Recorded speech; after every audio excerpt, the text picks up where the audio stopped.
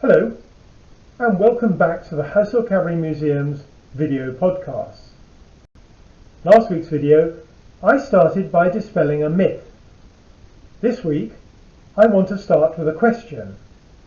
What is it that connects the following three places?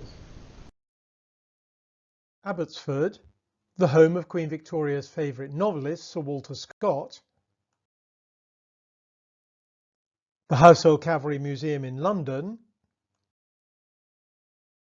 and St Catherine's, the parish church of Cossall in Nottinghamshire. The quick answer is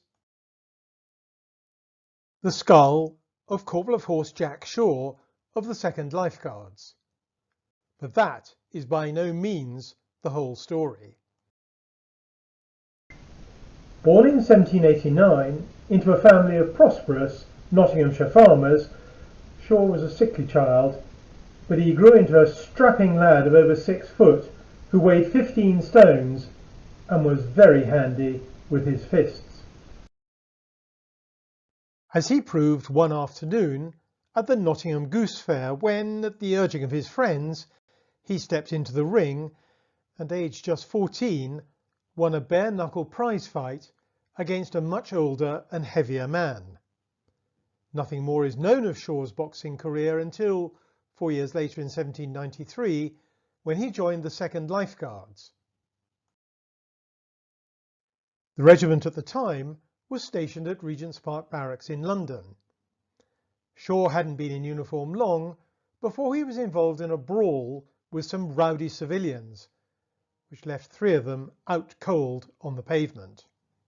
Shaw's prowess with his fists soon came to the attention of his commanding officer who, instead of disciplining him, sent the young man for professional boxing training. This took place at Jackson's rooms in Bond Street. Under John Jackson's management, Shaw quickly made a name for himself as the milling lifeguardsman. Over the coming months, he defeated, amongst others, the African-American champion boxer Tom the Moor Molyneux. But boxing and soldiering were not Shaw's only skills. Whilst at Jackson, Shaw's good looks and rippling physique had come to the attention of some of London's leading artists. These included Sir Edwin Landseer, Benjamin Haydon and William Etty, for whom he modelled the picture in the centre, and through Haydon he came to the attention of the novelist Sir Walter Scott, who positively idolised him. In the years that followed, Shaw's bid for the All England boxing crown was interrupted twice by his regiment's deployment, first to fight in the Peninsula in 1812 and then in 1815 for the Waterloo campaign.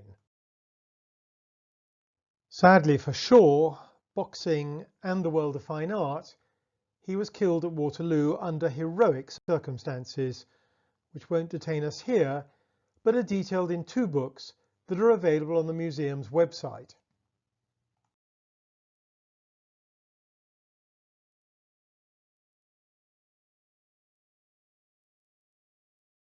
Most unusually for an ordinary soldier, after the battle, Shaw was buried in a marked grave by the farmhouse of La Haye-Sainte, and a memorial was erected to him in the graveyard of his home church at Cossall in Nottinghamshire. However, Shaw's bones would not be left to rest in peace in Belgian soil. This was because, some years later, and at the instigation of Sir Walter Scott, his skeleton was disinterred. The novelist then had 2 plaster casts made of Shaw's skull and, so it was believed, took the actual skull to Abbotsford, where it remains in the library to the present day, except that it doesn't. The truth is that the skull at Abbotsford is, like the one in the Household Cavalry Museum, only a plaster cast, and the skull itself was, until 1898, in a display case at the Royal United Services Institute's museum at the Banqueting House in Whitehall.